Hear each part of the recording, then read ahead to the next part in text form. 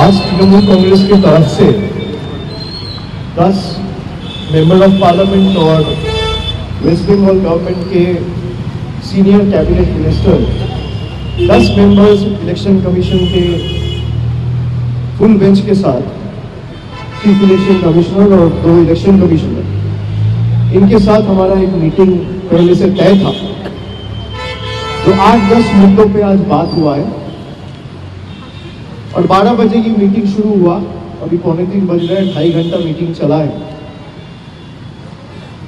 10 मुद्दे पे जो आज हम लोग बात किया है, पिछला बार जब हम लोग आए थे, हमारा पिछला 1 महीना पहले 28 नवंबर को एक 10 लोगों का डेलीगेशन आया था। उसमें 5 सवाल चुनाव आयोग से किया गया था, इलेक्शन कमीशन से किया गया था, जिसका पिछला बार एक भी सवाल का सटीक जवाब नहीं मिला। उसी दिन रात को कुछ पत्रकारों को सिलेक्टिवली लीक किया गया इलेक्शन कमीशन की तरफ से कि इलेक्शन कमीशन ने हर सवाल का जवाब दिया है। उसके तुरंत बाद मैंने एक ट्वीट किया कि तृणमूल कांग्रेस के पास डिजिटल एविडेंस है और एक भी सवाल का एक भी जवाब इलेक्शन कमीशन पिछला बार नहीं दिया है। इस बार भी हम लोग 10-11 पॉइंट्स लेके आए थे और 2-3 पॉइंट छोड़ के कहीं कोई क्लैरिटी नहीं मिला। मैं उनको एसआईआर पे सवाल पूछता हूं तो वो चले जाता है सिटीजनशिप पे। मैं उनको डिवीजन पे सवाल पूछता हूं तो वो चले जाता है इलेक्शन का फॉर्म 7 फिल करो। किसी का भी कोई कॉन्क्रीट जवाब, एक इशू जो हम लोग उठाए हैं, मैं आज सारे पत्रकारों के सामने बताना चाहता हूं। पहला तो हमने जो लॉजिकल डिस्क्रिपेंसीज के केसेस हैं, 1,36,00,000 केसेस, और उसके अलग अलग 5-6 कैटेगरी बनाया गया है कि कुछ केसेस में पिताजी के साथ जो वोटर है उसका 15 साल का डिफरेंस है, इसलिए डिस्क्रिपेंसी में डाला है। कहीं नाम में कोई स्पेलिंग एरर है, इसलिए डाला है।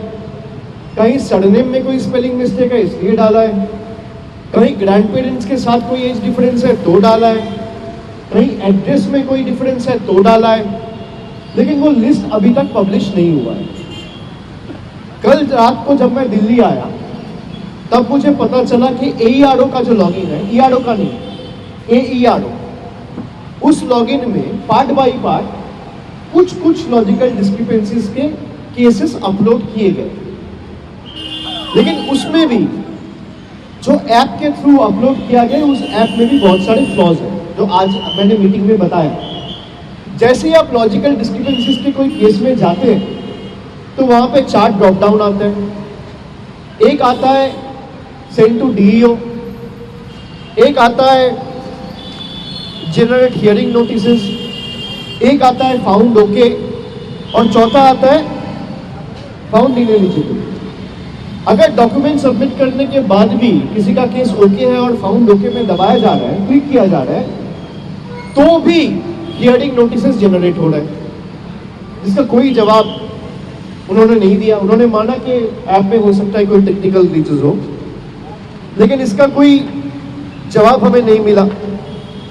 दूसरा, हमने उन्हें बताया कि सीनियर सिटीजन्स के लिए अभी यहाँ आने से 2 दिन पहले हमारा स्टेट का एक डेलीगेशन वेस्ट बंगाल का CEO ऑफिस गया था।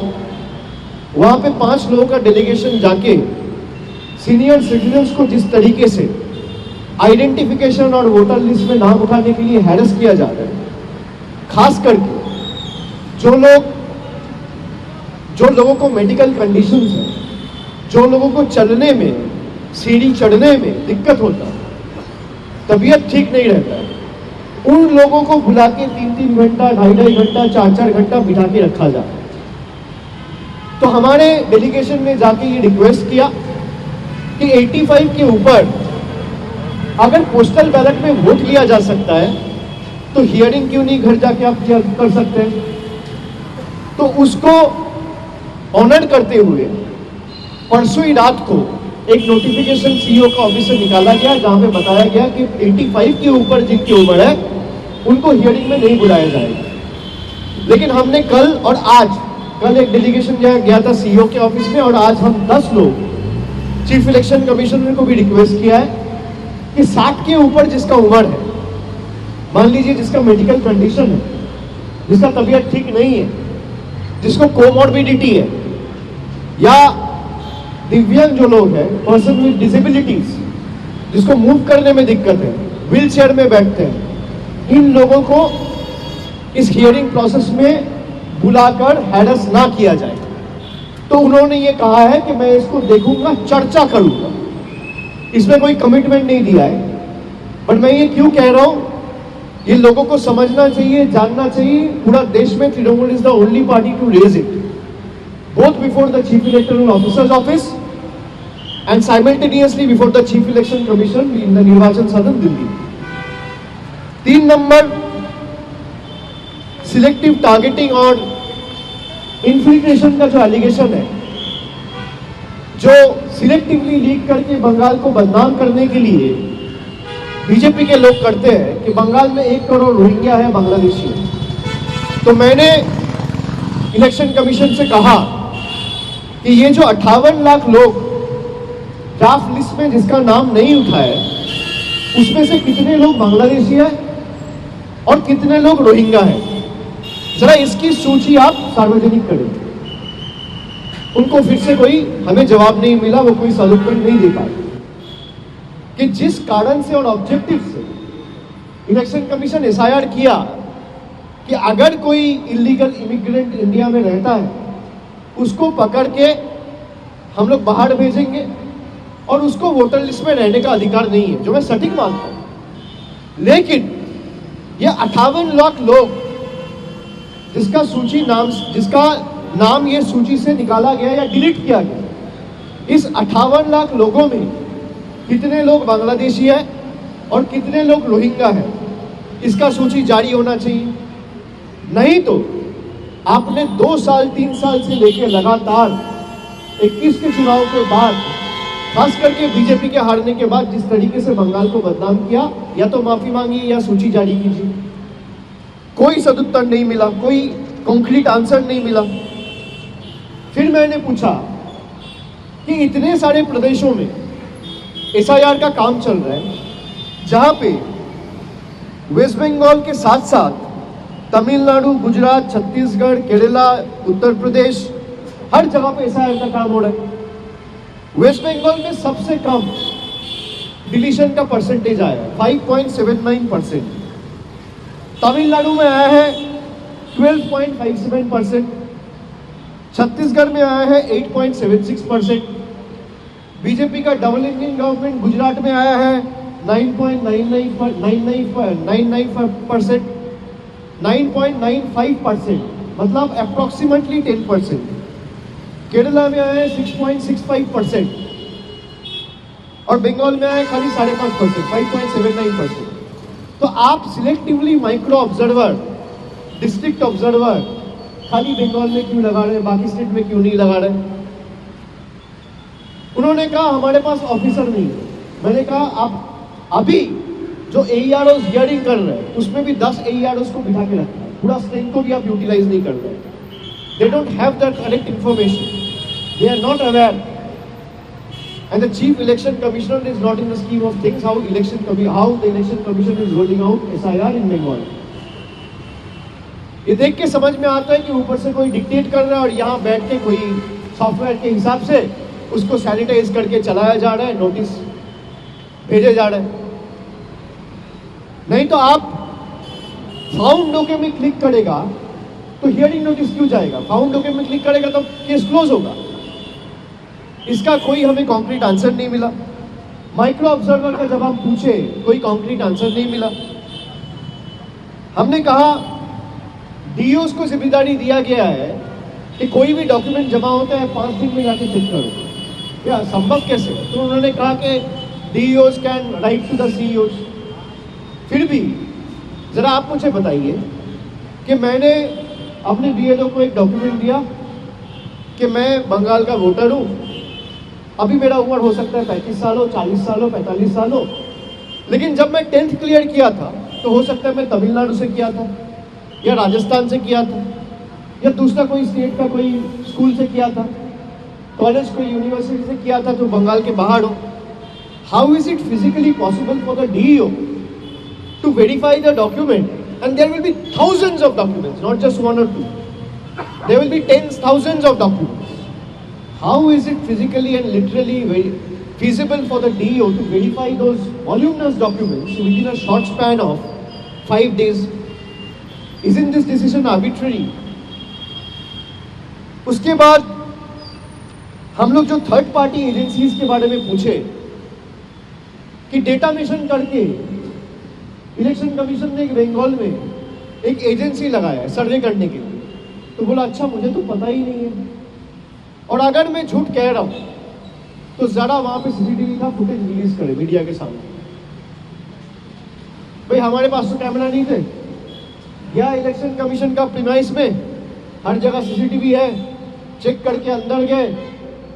तो आप अगर सच कह रहे हो, पूरा 2.5 घंटा मीटिंग का सीसीटीवी फुटेज आप रिलीज कर दो, लोग देखे क्या बात हुआ, कौन झूठ बोला कौन सच बोला।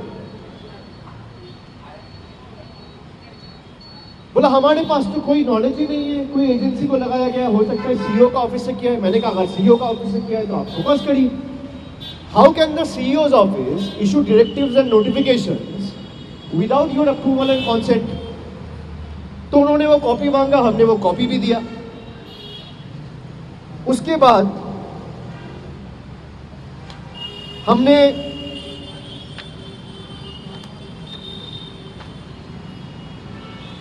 ये जो ईआरओ से बिना पूछे नाम डिलीट किया जा रहा है बैक एंड से सॉफ्टवेयर करके,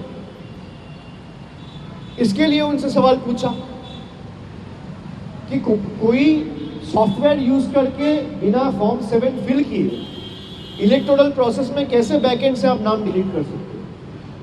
तो उन्होंने कहा कि अगर किसी ने न्यूमरेशन फॉर्म नहीं भरा तो उसका नाम डिलीट होगा। मैंने कहा सही है, एकदम सही है, न्यूमरेशन फॉर्म नहीं भरा, नाम डिलीट होगा।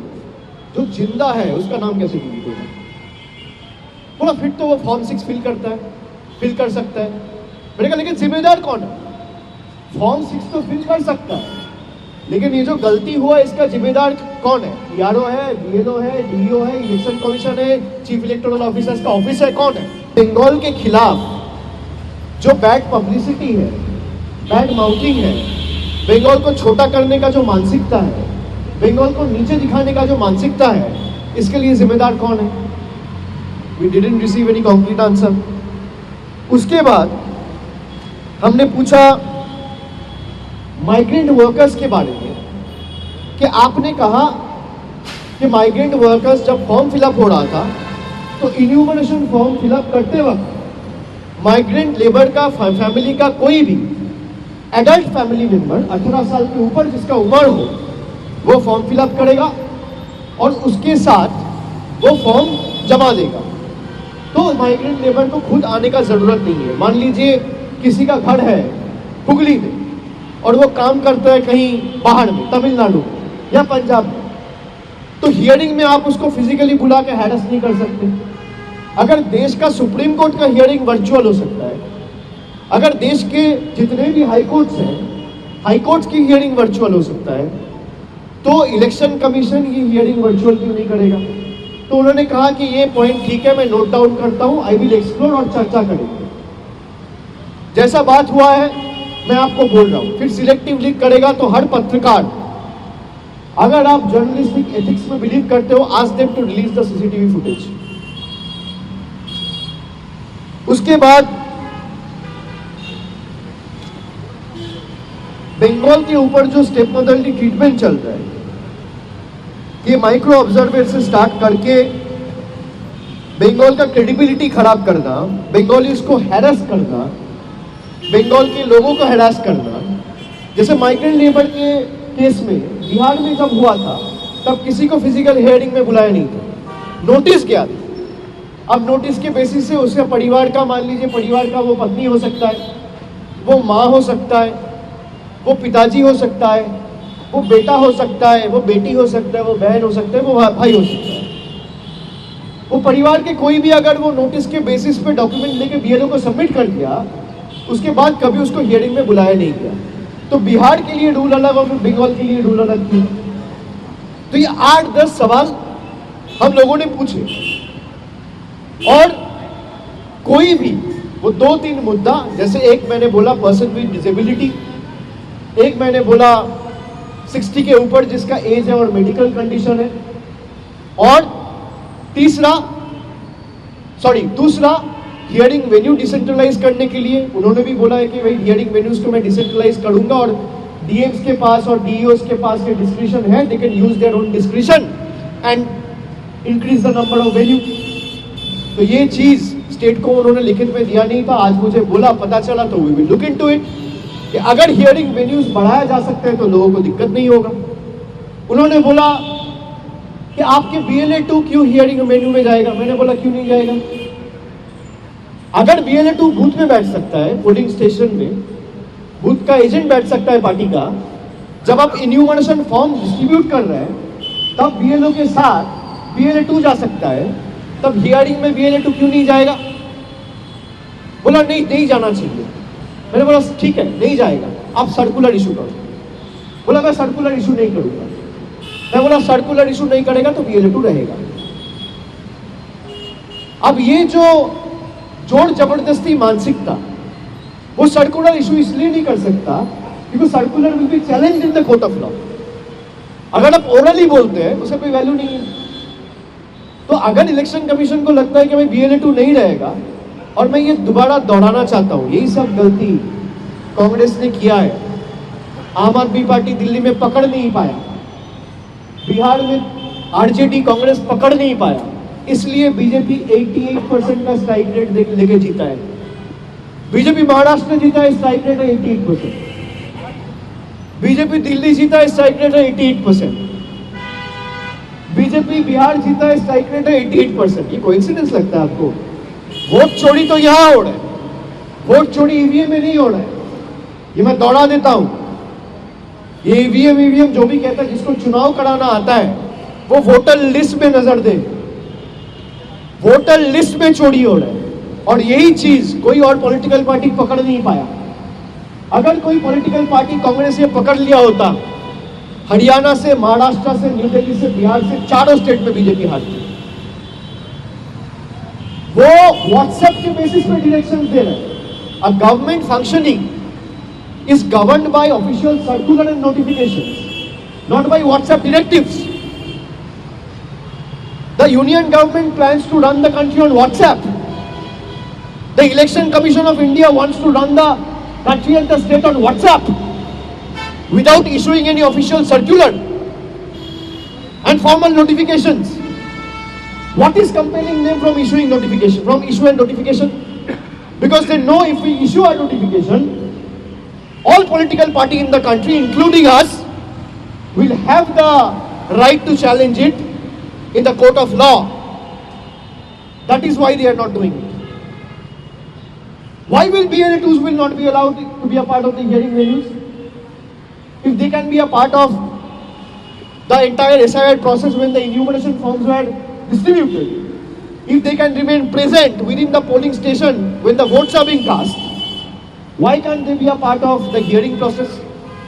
What is it that the Election Commission is trying to hide? Why is it not making the logical discrepancy list public? How can you clean a list by hiding details? Answer me. उनको लगता है गला उठा के बात करेगा और थोड़ा बहुत जोर से बोलेगा तो सब दम जाएगा। हम लोग जब बात करना शुरू किए, पहली बात तो जब कोई बोल रहा था वो रोकने टोकने लग गया। He started losing his temper. मेरे तरफ उंगली उठाने लग गया। फिर मैंने बोला you are nominated, I am elected. आपका उंगली नीचे करके बात करिए। हम लोग जो यहाँ पे बैठा हुआ है जनता का वोट से चुना हुआ है। बीजेपी के बदौलत खाली आपका एक नोटिफिकेशन का बेसिस पे मैं यहाँ पे नहीं आया हूँ। We are answerable to the people at large. You are answerable to your masters. I am answerable to the people of my state, for whom we have come here to ensure none of them are left behind from the final electoral roll when the list is published.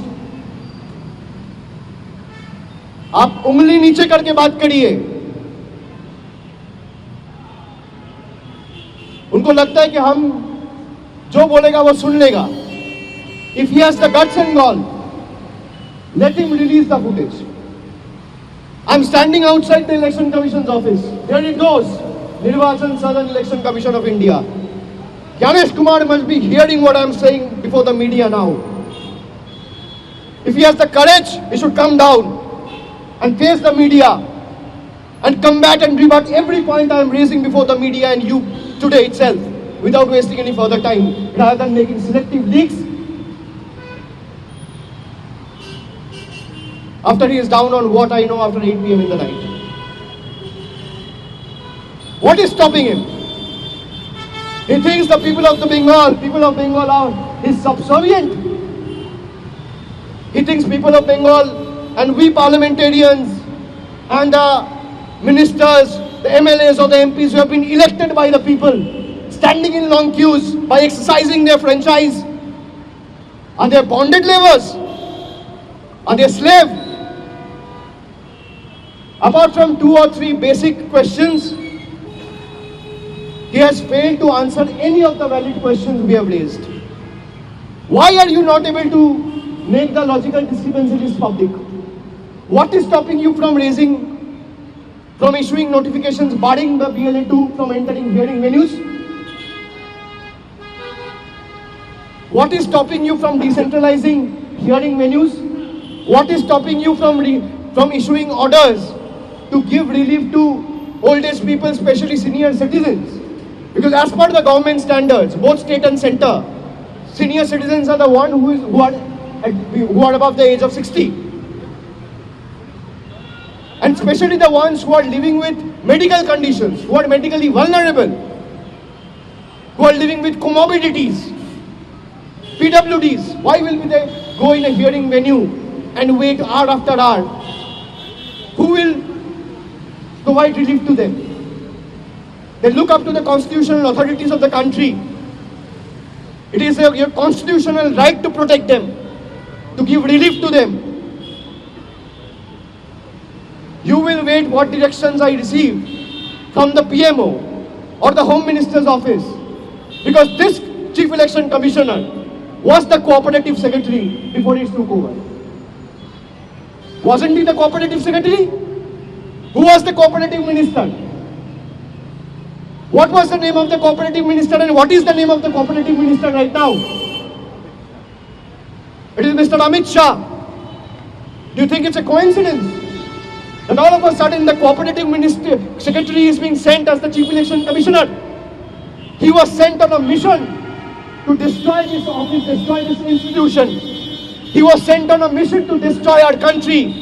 And this building, which the fathers of the constitutions have created, the constitution that the forefathers of the country has created, the constitution that Baba Saheb Ambedkar has made, he was sent on a mission to destroy the constitution and this institution.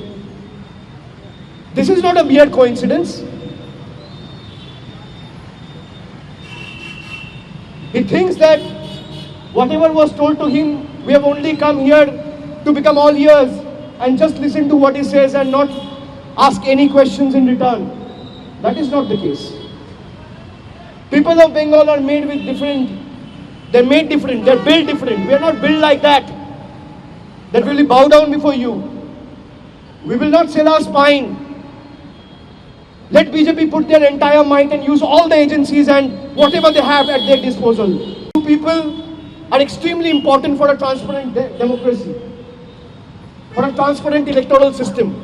Ask Mr. Gyanesh Kumar to release the footage before making any selective leaks. 2.5 hours. And he is the only one who spoke. None of the other election commissioner. One spoke briefly for 30 seconds, trying to make a point. Everyone remained mum, stayed quiet. What was the brief? That only Mr. Gyanesh Kumar will come, speak, 10 Trinamool MPs and ministers will come, listen to Mr. Kumar and go out. Tata, bye-bye. We have come here to bid goodbye to your government, Mr. Kumar, Mr. Shah. This is a challenge to you. You put everything you have at your disposal. जितना ताकत लगाना है आप लगाओ. आप election commission को लगाओ, आप सीबीआई को लगाओ, आप ईडी को लगाओ, आप इनकम टैक्स को लगाओ, आप पैरामिलिट्री फोर्स लगाओ, आप जुडिशियरी को लगाओ, आप मीडिया को लगाओ, जनता हमारे साथ है। यही चीज अगर कांग्रेस पकड़ लेती तो आज हारती, आज बीजेपी हारती, यही चीज पकड़ नहीं पाया। मैं appeal to all like minded party, specially the one in the opposition, कि वोटर लिस्ट में चोरी हो रहा है, सॉफ्टवेयर से चोरी हो रहा है, ईवीएम से चोरी नहीं हो रहा है, बिकॉज ईवीएम आपको चेक करने का मौका मिलेगा। You are not getting to understand what algorithm they are running and what kind of software they are using to remove 50 lakh 1 crore voters and disenfranchise them. यहीं पे चोरी हो रहा है और इसको रंगे हाथे पकड़ लिया गया है। अगर चोरी नहीं हो रहा है तो लॉजिकल डिस्क्रिपेंसीज का जो 1 करोड़ 36 लाख लिस्ट है ये रिलीज करें। भाई एसआईआर पहले भी हुआ है, कोई दिक्कत नहीं है, लेकिन कोई सस्पिशियस लिस्ट बोल के कभी नहीं था, लॉजिकल डिस्क्रिपेंसी बोल के कोई लिस्ट नहीं था। 2002-03 में जब एसआईआर हुआ था, there was nothing called suspicious list, and I have told the chief election commissioner, you are trying to weaponise the electoral roll, you are trying to weaponise the electoral roll based on this suspicion list. कहां से आया ये suspicious list, कौन बनाया? आपका software चला के दिखाइए, चले हमें छोड़ दीजिए, मीडिया वालों को दिखाइए कैसे सस्पिशन लिस्ट बना, कौन सा सॉफ्टवेयर से कौन सा एल्गोरिथम रन करके, जरा आप मुझे बताइए। एक सवाल मीडिया के कोई भी मुझे बता दे, 7 करोड़ 66 लाख वोटर्स बंगाल का वोटर लिस्ट में था, 58 लाख वोटर निकल गया, अब 7 करोड़ 8 लाख वोटर है। भाई जिस एक्सरसाइज को करने में 80,000 BLO, 8,000 BLO supervisor, 3,000 AERO, 300 ERO, 23 DEO और पूरा मशीनरी लगा के जो आप 2 महीना में करें, इलेक्शन कमीशन के पास कौन सा ऐसा जादू है कि वो 1 घंटा में लिस्ट सैनिटाइज करके बता दिया कि वो 1 करोड़ 36 लाख लोगों का डिस्ट्रीब्यूशन है? जादू छड़ी क्या है? What magic wand does they have? किसके बेसिस पे, आधार पे? आप लोगों को जो लॉजिकल डिस्क्रिपेंसी का डेटा दिया गया वो कब दिया गया? 16 दिसंबर। ड्राफ्ट इलेक्टोरल रोल कब रिलीज हुआ? 16 दिसंबर। भाई एक ही दिन में जो 1 लाख लोगों को 2 महीना करने में लगा, आप एक दिन में 1 घंटे में करके कैसे दे दिए? जरा इसका सवाल दे दीजिए, जवाब दे दीजिए। भाई इससे पता चलता है कि आप कितने डरे हुए हो, आप चाहते ही नहीं हो लोग वोट दे। पहले वोटर सरकार तय करती थी, अब सरकार वोटर तय कर रहा है। यही तो बीजेपी का नया भारत है कि पहले वोटर तय करता था कि प्रधानमंत्री कौन बनेगा, सरकार में कौन बैठेगा। अब सरकार तय कर रहा है कि पुलिस स्टेशन में कौन जाएगा और वोट कौन देगा।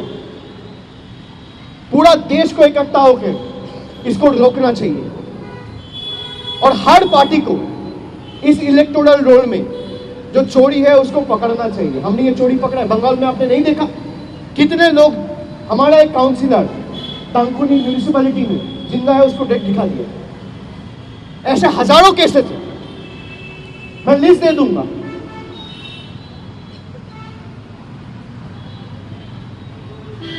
जब आप प्रेस कॉन्फ्रेंस करें एसआईआर के टाइम में, तब आपने बोला कि भाई रिलेटिव की जगह पे चाहे आपका चाचा हो, आपका पिताजी हो, कोई भी उस जनरेशन को तो आप डाल सकते हो। अभी आप रिलेटिव की जगह पे देखो, माँ बाप छोड़ के कुछ नहीं आते।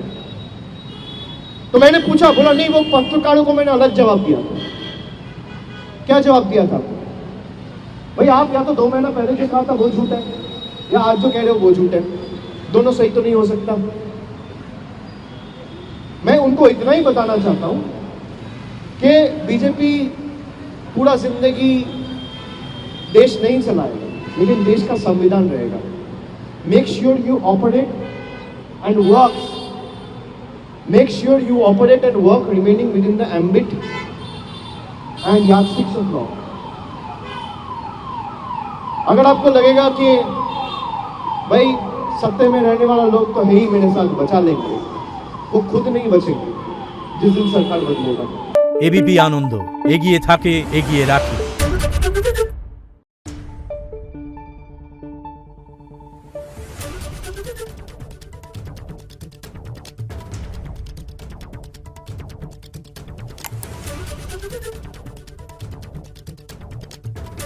Thank you.